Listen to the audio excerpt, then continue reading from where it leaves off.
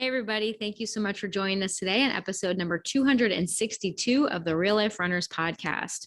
Today, we're going to talk about one emotion that every runner experiences: frustration. So many runners think that frustration is a bad thing. They think that they shouldn't feel frustrated, or that feeling frustrated means that they're doing something wrong, or that means that they're not going to achieve their goals.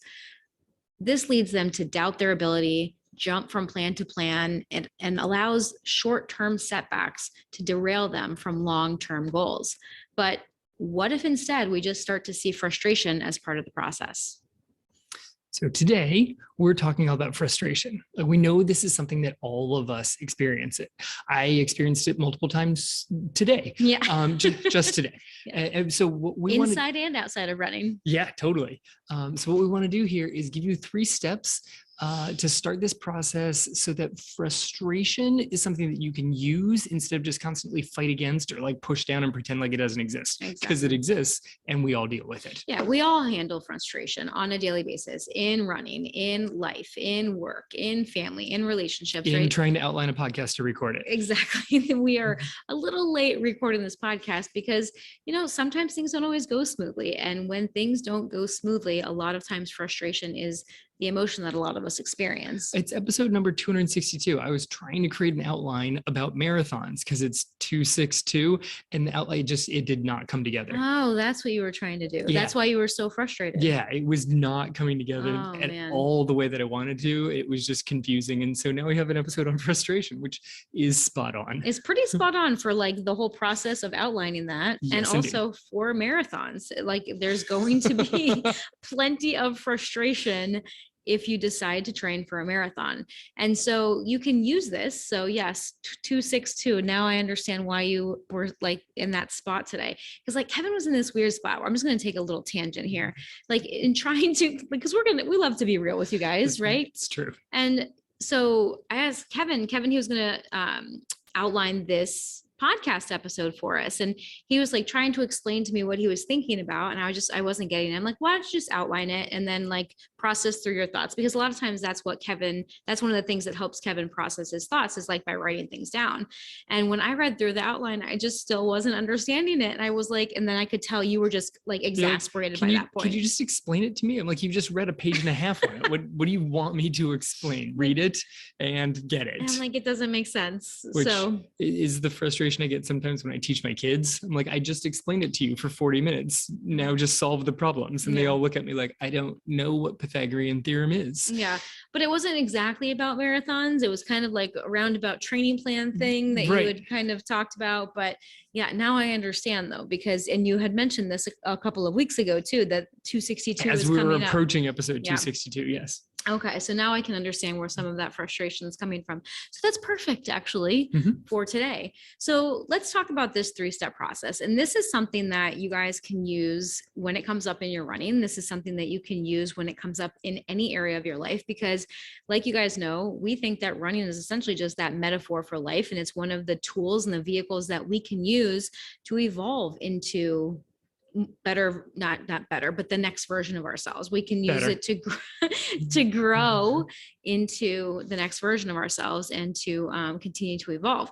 And you get stuck on better because better suggests that we're not good now. You're all good. Everybody listening, you're all amazing, but you can still evolve and be better. I think that's right. Isn't that where your hang up is? That's my hang up is that, yes, is that if you're better awesome in the future, that means that like assumes that you're not good right now. No, you're all good. All of you listening are amazing people, and you can still be better. Especially if you're actually watching us on YouTube, because if you're actually watching us on YouTube right now, so if you're listening to this in a podcast player, yes, we do put these episodes on YouTube. So there's probably a lot of people listening right now. They're going like, wait, there's a YouTube for this? Yeah. Everything is Real Life Runners on all the platforms. So if you're not following us on Instagram, that's where I am the most active right now, at Real Life Runners. We're at Real Life Runners on YouTube. We're at Real Life Runners on Twitter. I'm going to be tweeting more. You're going to tweet? I'm going to start tweeting more. You're going to make me be a twit? I think you should start tweeting more too. I should start tweeting more. Because you like the Twitter. I do like Twitter. But it's a dangerous rabbit hole. It's going to be fun though. I think it's just like throwing out random thoughts and like seeing what what kind of starts to resonate with people? No one wants to jump inside my head No, 24/7. It's a I bad mean, place. I've been there for trying to figure that out for 20 plus years now. So there we are. So back to the concept of feeling frustrated. Feeling exactly. So you guys can use this process to process any frustration and really any emotion if we're going to just completely generalize it. But let's just start with frustration. Okay. So step one, when you're feeling frustrated, the first step that you need to do is just notice it, right? You need to notice that you're feeling frustrated. And so many people aren't even really aware of what frustration actually feels like, and they just try to ignore it, right? They kind of can feel something coming up. They can feel like it, but they're not really sure. Sometimes they're frustrated. Sometimes people say they're angry, and there are differences. It's nuanced differences, but there are differences between all of these emotions. There's frustration, there's anger, there's disappointment, there's all of these quote unquote negative emotions. And sometimes we just kind of start to feel a negative emotion. And so we just try to ignore it and push it down. And unfortunately, when that happens, that leads to a lot of times it just building up inside of us and then affecting other areas of our lives, because frustration and some of these other negative emotions, it's one of those things that doesn't usually just go away if we don't actually process it. It just kind of like we shove it down and then it builds back up, and then we shove it down and it builds back up. And every time it builds back up, it gets a little bit stronger and a little bit more powerful. I mean, it is a great concept of how to build a running base of just kind of keep packing in the miles and then let it build up a little more and pack. It does not work for ignoring your feelings and shoving them down. Are you sure? I think it just creates a massive foundation of packed down feelings that eventually will explode out at some point in time. Mm-hmm. Yeah. Ever. Like a volcano. Like a volcano. Yes, a volcano is an excellent metaphor for this. But that is really what does happen, right? And so, and I think all of us have experienced that, right? All of us have experienced kind of that seemingly innocuous event or something that somebody says that just sets us off. And we're like, whoa, where did that come from? Yes, because especially if you're a parent. Yeah. We've all had that experience. The last straw is never big enough right. that it should lead to the explosion that suddenly comes out, but it's simply the last straw. And now you get all the emotions from the past, I don't know, several days to several years of feelings that you've been packing down. I thought you were going to say decades. Right, fine. We're trying several days or several decades. We're trying to avoid big numbers as I just hit a birthday. Also, it's continuing to discuss happy frustration. Happy birthday to Kevin. No, we're not doing that again. Yes. You guys can wish him happy birthday on Instagram. So you point out one of the big things here is that people are not always aware what frustration feels like. And sometimes frustration feels like anger or it feels like disappointment, but they all are in fact slightly different. So just pausing to notice, I'm getting some weird, uncomfortable sensation. For me, I feel just agitated. Like I can't focus on anything. I can't form a clear thought. When you're feeling frustrated. When I feel frustrated, I feel very antsy, like tingly sensation, almost like all over. It's like I can't sit still, which I enjoy sitting still sometimes, and I can't do it when I'm frustrated. That's my personal sensation, but that's not how other people feel it. Like other people feel like tightness in their chest, like it's a difficulty breathing with frustration. So you got to figure out how frustration hits you particularly, and that's just really paying attention to how these feelings then physically manifest inside of your body. Right, because when we say it's a feeling, that means that you actually feel it. Like it is, like you said, it's a physical manifestation in your body. So this step one is you noticing when I'm feeling frustrated or when I think I'm frustrated, where do I actually feel that in my body? Like Kevin said, ask yourself where you feel it. Like, is it in your chest? Is it in your shoulders? Is it in your neck? Is it in your lower back? Is it a headache, right? Like people sometimes feel pressure in their head. Sure. Kevin, you tend to feel it is it a tingling all over your body or just like your hands? No, all over. It's all over. I feel, I don't know. Yeah. There's just. Yes. I can't sit still. It's just like you want to shake it out, but there's nothing there. I mean, there's frustration. There's frustration. For me, it seems it's more of like a pressure. And I would say it's like chest and shoulders for me, and sometimes up into my neck, but a lot of chest and shoulders for me, like when I'm feeling frustrated. And I think that one of the things too is I'll notice that sometimes I'm getting tense, like in my hands or like somewhere else, right? Like sometimes you could just like tense up and not even realize it. You look down, you're like, why am I making Why am I clenched making fists? fists right now, right? So I think that this is step one, is just noticing where in your body do you feel it and what does it feel like, right? How can you describe it? What word can you put on that? And just breathe and let it, like, just notice, what does this actually feel like? So this is similar to, say, effort level training, which is one of the ways that we coach our athletes, is understanding how running at different effort levels feels within your body, right? How does your breathing feel? What do your legs feel like? How does, your arms, are they relaxed and next to you? Are they pumping harder? Like, what's actually happening in your body at a level 2 versus a level 8, right? So it's kind of that body check-in. Yeah, and there are clear differences, and the more you practice this, the more you can recognize your sensation of running at different effort levels, and the more you can like fine tune it. We've argued for years going back about how many effort levels there are, and I mean Debated, not argued. The answer is infinite, but we True. settled on 10, which seems like a solid compromise from infinite. But it's very important that you kind of like check in with these things, because for the same reason that when you start to say, I'm feeling frustrated, what is that sensation? And so for me, I get this sort of like tingly, like antsy feeling inside. If I'm like, I think I'm frustrated, but that's not the sensation I get. I'm like, wait, this is not frustration. This is something else. Yeah. Same thing with everybody's training. You're like, no, I'm pretty sure this is a level 2. Wait, I am breathing remarkably hard. This might not be a level 2. So being able to recognize the cues of all the different, of what that feeling is in your body, of like, right, when I'm frustrated, I feel like this, versus I'm not feeling that. Maybe it's anger, maybe it's disappointment, maybe it's something else, because you're not getting that same sensation from frustration. Yeah, exactly. And same goes with like aches and pains in our body, right? A lot of times we tend to try to just ignore this, especially as runners, or like you kind of feel like that thing in your calf, kind of like, hello, I'm here. And you're like, oh no, you're not really there. No, right. You're we not. just kind of try to ignore that. We're just going to keep running. Right. Like, and you wake up the next morning and it's still there. And you're like, yeah, I'm sure it'll feel better when I'm like a mile or 2 into my run, and you go out on your run again. Right. And it's one of those things that if you keep trying to ignore it and you don't actually notice it, it's going to keep building and it's going to keep getting worse. Same thing with frustration. And then that thing will bubble up and you will not be able like to. A volcano. No one wants a calf volcano. Nobody wants a calf volcano. Said no one ever. No, I did. I just said it. Did you? Were you not? No one expects the Spanish Inquisition. Perfect. Okay. All right. So step 1 is notice it.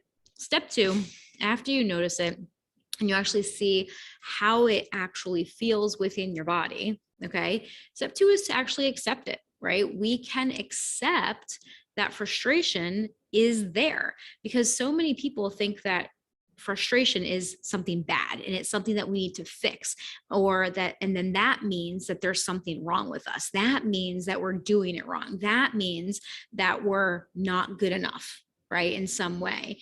And what we are here to help you understand is that frustration is something that all of us experience in running, no matter how long you've been doing it, no matter how far you run, no matter if you have won a marathon like this guy over here, or if you've never run a marathon at all like me, right? It's something that all of us have experienced at some point. There is just frustration inherently built in to running, because like what we like to say is that running is a way to challenge ourselves. Running is a way to grow. And guess what? Anytime we grow, frustration comes along for the ride, right? And so nothing has gone wrong if you experience frustration during your running, during your training.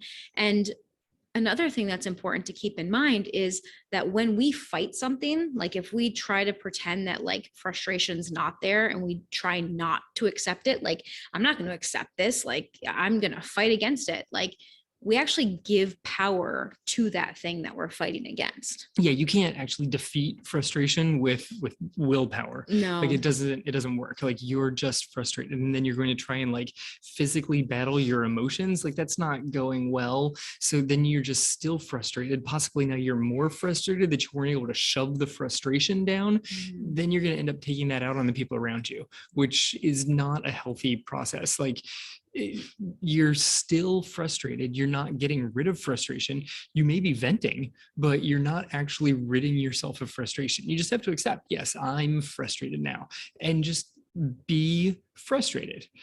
Maybe step away from some other people, maybe step away from whatever it is that's currently causing frustration if you have the ability to step away. If not, just accept, like, this is a frustrating situation, but I don't have to become all negative and all like mad and obnoxious at the people around me. This can be a frustrating situation, and I can still try my best to be light towards people around me. This happens a lot. I've seen it as I was getting ready for ultra marathon. They said, just let people have a little bit of a pass once they hit an aid station after mile 50, because they might not be in their best of moods.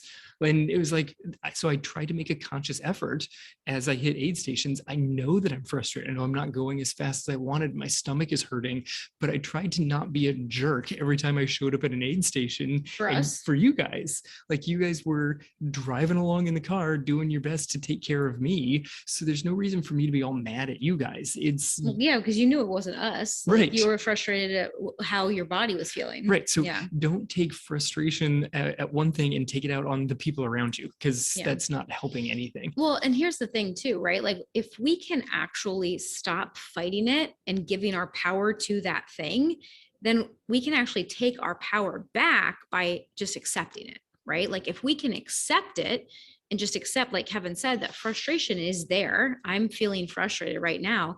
We now have the power to choose how we act. When we're feeling frustrated, we can allow that frustration to drive our actions and act in a frustrated way, or act in, whatever way the frustration wants to play out.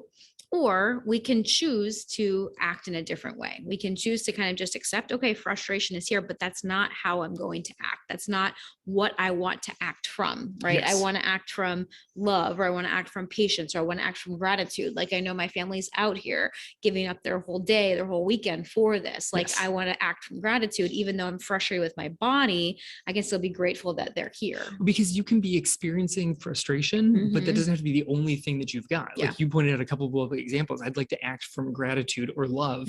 Those didn't disappear just because frustration showed up.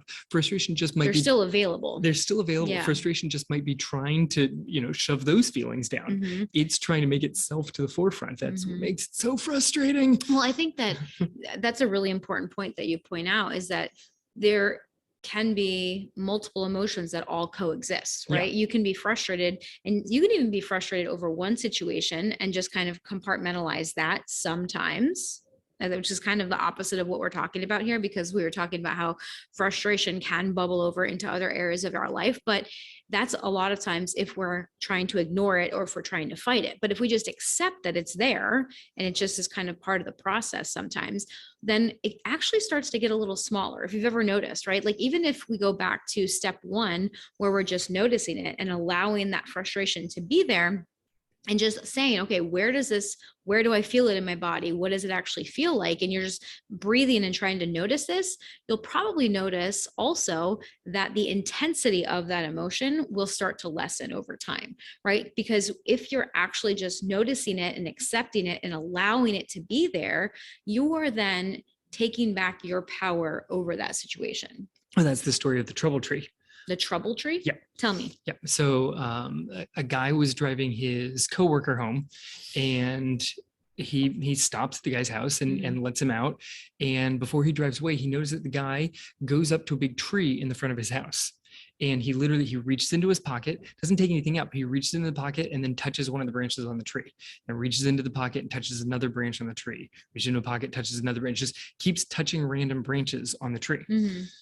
And then pauses for a second and then goes into the house. And, the door opens, his kids come running to him, gives everybody a hug. Oh, the guy goes to pick him up the next morning. He goes, what did you do there? Yeah. Like, yesterday when I dropped you off, you came and you touched the tree all over the place. He goes, oh, that's my trouble tree. So I take all the frustrations I have at work and I hang them. So when he was touching the branches, he in his mind was physically hanging them on the tree like ornaments. He leaves all of his troubles from work on the tree because there's no reason to bring those troubles home to his family. Those were work troubles. He goes, then the next morning when I leave the house, I check the tree and I see if any of those troubles are still there. And sometimes they are, but they're always a lot smaller the next morning than they were when I hung them up the night before. I like that. That's a really cool story. But yeah, I mean, it's so true. Like if we can just allow something to be there, accept it, it a lot of times will diminish, Yes. like in intensity and size. And I think that this is like when I was thinking about this and thinking about how people often try to just like fix it instead of just accepting it, right? It's like trying to resist something does give it that power, right? Like if I said to you right now, don't think of a pink elephant, what's the first thing you think about? Purple elephant. Of course, I knew you were going to say that. But that's like one of the things, right? Like if I say, don't think of this thing, you automatically start thinking about that. Like, don't think about an Oreo milkshake right now. Oh, that sounds delicious. Aha, gotcha. I just had to say Oreo. It does sound amazing. So, and the same I saw goes. a commercial. It's a terrible tangent, but I saw a commercial for Oreo Thins. What is the point of those? Well, you sent me a photo of those from the grocery store one day. Like Kevin had to go out and get something at the grocery store, and all of a sudden I get this text message that just is a photo of Oreo Thins, and he was just like, "What the heck? Like, why did you take something and make it crappier?" Like, let's take the best part and just remove it. It's awful. See, I disagree. I don't like the center as much. I think the cookie on the outside is the best part. Okay, but that's why I like the cake better than the frosting. And that's why when both of us get it served to us, we sit next to each other and I get your extra frosting. You get my it works extra out frosting. perfect. I know, it's fantastic.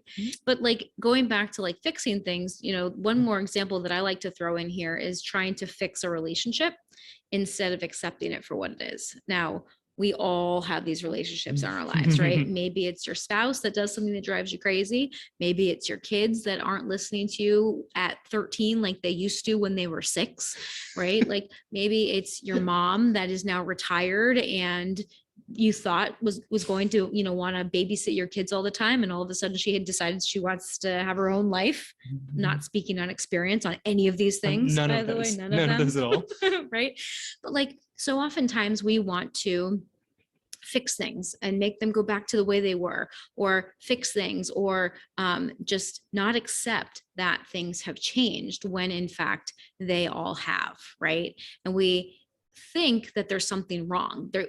If our daughter doesn't listen to us the same way she did 2 years ago, something's gone wrong. I have not done my job as a parent. I need to fix this thing. Or 7 years ago. Or 7 years ago, whatever it was.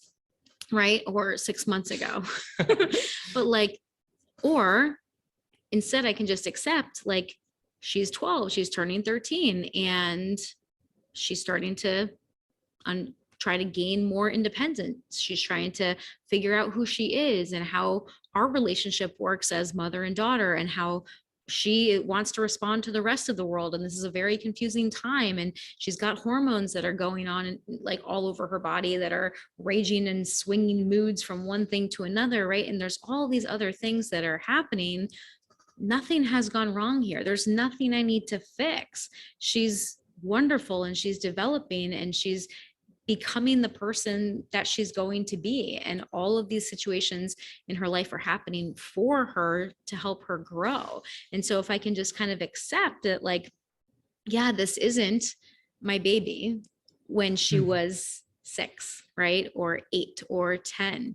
This is my baby at 12 and turning 13. And she's still my girl, but our relationship is different now. And she doesn't need me the same as she used to. And I don't have to fix that. I can accept that. I can allow that to be exactly what it is. And nothing's gone wrong. Yes, the acceptance, even if there is something that will eventually work towards trying to like fix the situation, make the situation better, trying to. But it still doesn't need to be fixed. You also don't need to rush to try and fix true. anything. I think that's one of the big key things on this is like, there are certain things we talked about, like having aches and pains. Like you can't just accept an ache and pain. Like aches, sure, I've got a little bit of a soreness. That's something I'm going to work through and something like that.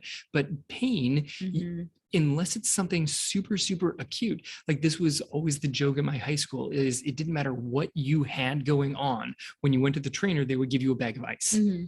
Because with rare exception, that's going to be your best immediate course of action. Right. Like unless like you lost a finger, that was always the joke of like, hey trainer, my arm isn't attached anymore. Don't worry, I'll get you a bag of ice for it. But outside And of wrap like, you in saran wrap. yeah, yes, always the saran wrap. But outside of like crazy things, just taking that brief pause to accept the situation before you try and immediately jump into trying to fix anything is also a super key thing, is that pause between recognizing it and then trying to do whatever it is. The acceptance, that pause is super helpful. It creates some space to think. Yeah, but I also think that we have to consider or reconsider that word fix too. Yes. Right? Is like, this is not something that needs to be fixed, because frustration is part of the running process. There are going to be runs that are frustrating and there's nothing you can do to fix it. Some days your body just doesn't want to cooperate with you. Some days it is hot and humid out, and it's going to, ahead of time, it's going to feel like crap when you go out and run. And that can be frustrating for some people. Or you can just say, look, this is what it's going to feel like. It's going to feel like crap. And I'm just going to choose not to be frustrated about it. Right. Yeah. Like you can just kind of accept that, like, I'm not going to feel great and that might frustrate me. And that's just going to be how this run is going to feel today. Yeah. I mean, you pointed that at the beginning, like part of running is pushing yourself to challenging places. And it's not always going to be a smooth ride. Like your progression is not perfectly linear. There's going to be hiccups along the way. That's just what it is when you push yourself to a challenging place. You just hope that the super frustrating days don't pop out on race days. Like that's really what you have, is just hope against hope that your frustration comes out on training runs. And then if you get enough frustration on training runs and then it happens on race day, you're like, oh, I've seen this before. Yeah. I know how to deal with this. I recognize it. I accept it. Let's move on to step 3 here. Yeah. Welcome it. But like, that just to, before we get into step 3 all the way, what you're saying is when you can start practicing accepting these things that pop up during training runs, exactly when you're during the race and there's really nothing you can do to quote unquote fix it, and you can just accept it and allow it to be there and keep going anyway, you're so much more powerful, because you could let that frustration completely tank your entire race, or you can kind of just bring it along for the ride, which does take us to step 3, which is welcome it, right? So step 1, notice it. Step 2, accept it. And step 3, get to the point where you can actually start welcoming frustration, right? Because so many of us want to just get rid of it, but unfortunately, it always comes back, right? It's the frustration boomerang. It's the frustration boomerang indeed, right? Because it's always going to be there. So that if we can accept it and then start to welcome this as part of the learning process, think about how much power that then gives us again, right? Like we are all about helping to empower ourselves and you, giving you the tools to empower yourself with ways to take some of these negative emotions, negative experiences, negative thoughts, and use them and turn them around into your favor. So what if we just decided that frustration is part of the growth and learning process, and that it just naturally comes along with learning new things? That's what the learning curve is. Yes, that is the learning curve. Right. Did you ever have a boomerang when you were a kid? I think I did. Yeah. One time I had a boomerang that I got at some, touristy location, but I don't think it ever worked. No, they're also super frustrating. Yeah, they are. I had a boomerang. Well, I had like the cheap one that was like plastic that I could actually use. And then I had a fancy one that was actually from Australia that my dad brought back from Australia. Did you ever get it to work? No, he didn't allow me to throw it because he wasn't going to go back to Australia and get another one. So that one just stayed. That was a souvenir. That was a souvenir, and that was excellent. Thank you. Excellent accent. I really hope we don't have too many Australians listening and canceling that one. Oh, come on. Don't be a part of cancel culture. No, that was beautiful accent you developed there. I love the Australian accent. It is the Siri voice on my phone. It is the Siri voice on your phone. It used to be. Am I British now? No, you're still Australian. Yeah. That voice that you just did was not the Siri voice on your phone, though. No. But the learning curve, I think, is where I try to tangent us there. The learning curve is much like getting in shape, not linear. Like you don't just continue to learn, oh, I learned a step today, now I learned step 2 tomorrow and step 3 the next day. It's not a perfect linear process.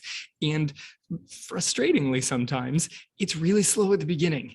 Like you don't look like you're making progress. You are in fact stacking bricks, but it's an exponential growth. Your first few steps look like you're doing nothing. And until you take like 10, 12 steps and you start actually climbing and seeing that increase in whatever skill you're working on, whether it's the acceptance of frustration within your body, whether it's training to run more, like whatever that area is, the learning curve starts so slow before it actually starts ramping itself up that you can see improvement along the way. Yeah. And I think that like, it's important for us to remember that the more we practice, the better we get at something, right? So the more we practice frustration and dealing with frustration and noticing it and accepting it and breathing through it and then welcoming it, the more equipped we then are to deal with frustrating circumstances that are going to come up in running and every other circumstance in our life, right? Like we can just see this as part of the practice process. Yes. The process of practicing. The process of practicing. Practicing feeling frustrated and allowing it to be there. Look, every time you go out and you get to challenges, whatever the challenging thing is that you're trying to do, there's going to be frustrations. Yep. In all areas of your life. Parenting, frustrating. Work, frustrating. Running, frustrating. There's things that are going to come up. So if you practice dealing with frustration situations in one area of your life, and you're like, oh, I'm pretty good at dealing with things that frustrate me over here, use the skills that you've got over there and bring them to a different area of your life. If you can take the skills you've developed in running of dealing with frustration on a run that's not going the way you want and transition it over to, being a better parent, being a better friend, being a better coworker, be like whatever it is, better team manager. Awesome. Like that's a solid win. If you can take things that you've learned about how to deal with frustration in areas of your job and being like, man, sometimes I get really down on myself when I'm having a run that doesn't go the way I want. And I'm just so frustrated. I just beat myself up. If that's not how you deal with frustration at work, take your skill from work and bring that over to running. Like the skills go both directions. Yeah. And that's such a beautiful thing. Right. And so oftentimes, when we feel frustrated, we can make it mean that something is wrong, right? Or we can choose to make it mean instead that we are on the right path. We can choose to make it mean that we're learning and that we're growing and we're getting out of our comfort zone. And that's what comes along with it, right? Frustration is part of getting out of your comfort zone and learning new skills. It's like when I decided I wanted to learn how to play the guitar about 1.5 years ago. Oh, wow. It's coming up on almost 2 years now, which is crazy. But yeah, about 2 years ago, I decided I wanted to learn how to play the guitar. And I have basically never picked up a guitar in my life. I didn't even know what a chord was. I knew I wanted to learn how to play it. And I knew I loved music, but I couldn't read music. I couldn't do any of that stuff.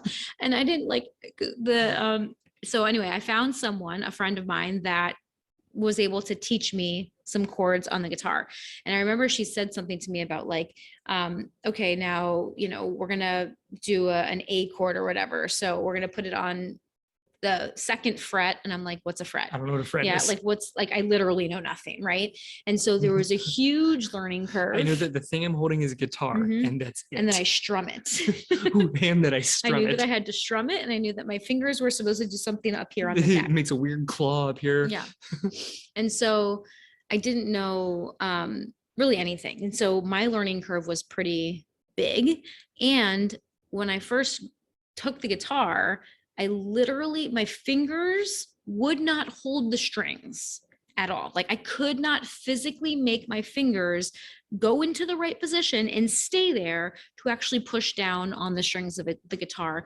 And I was so frustrated in that moment, right? Because I'm like, I just want to play that basic first chord, like that one chord, right? But my fingers were not strong enough to hold the strings down and strum. And like when I strummed, it just sounded terrible. Like it was like tingy and tangy and all sorts of not right. Because you would strum and then she would strum and I'm like, those don't sound the same. I did not say that out loud, but I'm over in the kitchen like, those do not sound similar to each other. Yeah. And so many times in my life, like growing up, when something started to get frustrating for me, when when I realized that like it wasn't going very well, I would quit. And running, and this is one of the reasons that I love running now. Running is one of those things that has always kept me honest and always kept me humble. And it's something that I refuse to quit just because it gets hard, just because it gets frustrating, because I have grown so much in that process of not quitting, like learning not to quit when things get hard and learning to push through even though it feels like crap, like learning how to adjust my training in a way that's right for my body, and like going through those like cycles of frustration when things aren't working the way that I want them to. Unfortunately, I'm kind of in one right now. Like if I'm being completely honest with you guys, like my running right now is not feeling good. And I'm kind of in that place where I was just in a strength building cycle. I'm kind of getting back into like a mileage building cycle. Things are just not going well. I'm just not feeling great on my runs. And it is frustrating. I will tell you that. I'm like, maybe I should just go back to strength. And it's like, no.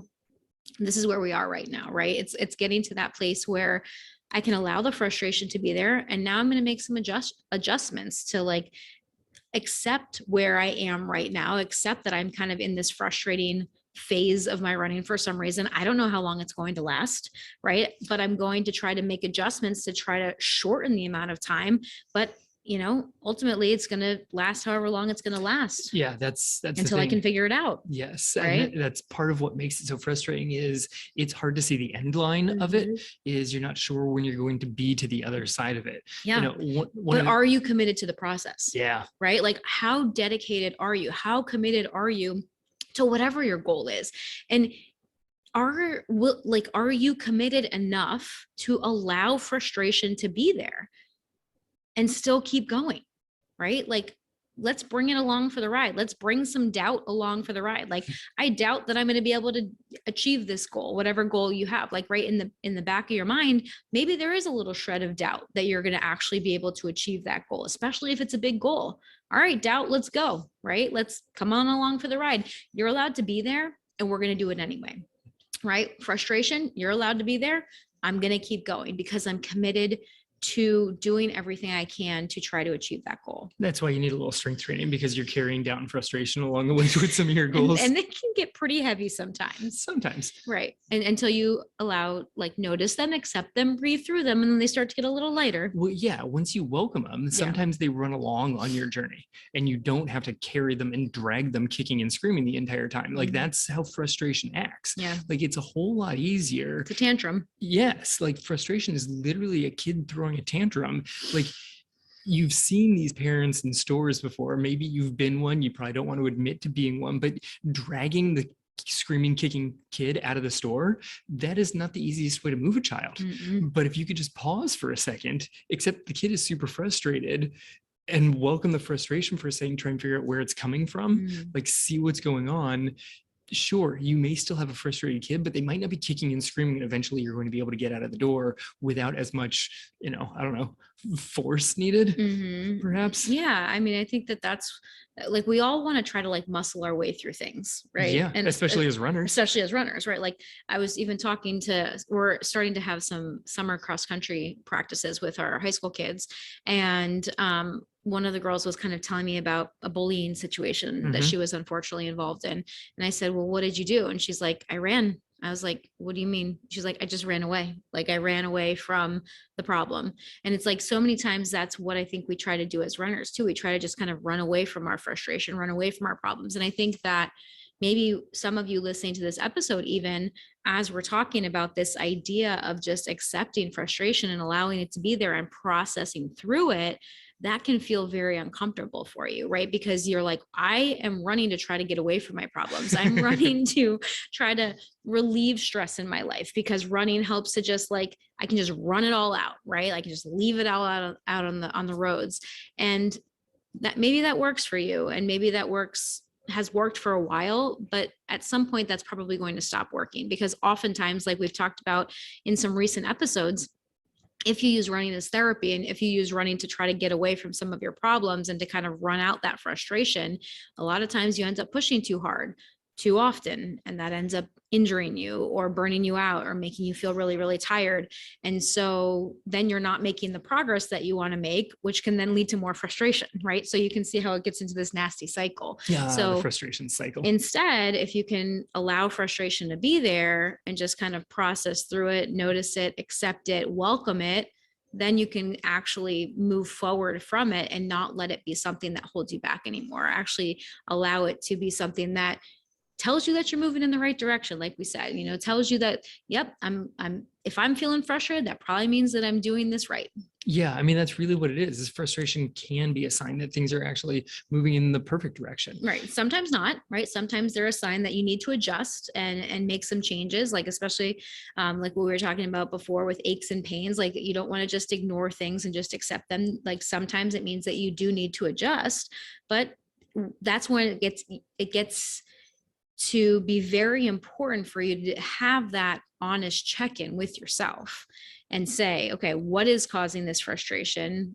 What can I do about it? Is this something that I need to kind of work through and quote unquote fix? Yep. Or is this something that I can just kind of like accept for now and just keep moving forward? Right. I mean, it's the difference between frustration at not making progress as fast as you want and frustration at an injury. Mhm. Frustration at not making progress, you're just going to have to accept that frustration because the progress is going to happen at the speed that it happens. Frustration because you have an injury, you can't push through it. You're just going to be like, oh, okay, but you do have to directly address the injury and maybe take some time off. Yeah. Neither one of them can you just like power your way through to the other side, but one of them has more of a fix. The frustration from injury, you can fix the injury as best as possible. Sometimes it takes a little longer than you want, but right, there's still a more of a direct fix there. Yeah.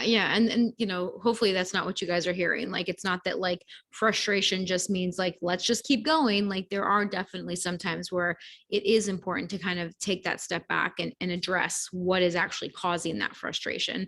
And then there are other times that you just kind of have to understand that frustration is going to be part of the process. Yep. And that you just have to keep going. I think you got it. All right, cool. So that's what we have for you guys today. We hope that was really helpful because we know that frustration is one of those emotions that is universal in running and pretty much every other area of our lives. So if you guys thought that this was helpful, we would love for you to share this with a friend or leave us a review on iTunes or Spotify or whatever podcast player you listen to us on, because when you leave a rating and a review, it really does help us to grow the show and get this information in more people's ears to help more runners feel less frustrated and make better progress toward their goals. And that's really what we want to do, is really help people to feel more empowered in their running journey and in the rest of their lives. So if you haven't yet, share this with a friend, write us a review. And also, if you haven't followed us on Instagram, head over to @RealLifeRunners on Instagram. And if you guys haven't claimed your free Real Life Runners sticker yet for your water bottle, your journal, your laptop, wherever you want to put it, shoot me a DM with your mailing address and I will be happy to send you a Real Life Runner sticker that you can put on whatever you want. So that's over @RealLifeRunners on Instagram. And like we said earlier in the episode, you can find us @RealLifeRunners on all platforms, Facebook, Instagram, Twitter, all the good things. So come say hi. We love connecting with our listeners. And we hope you guys have an awesome rest of your day. So as always, thank you for spending this time with us and for choosing to listen to the Real Life Runners podcast on your run, on your commute, or whatever else you're doing. This has been the Real Life Runners podcast, episode number 262. Now get out there and run your life.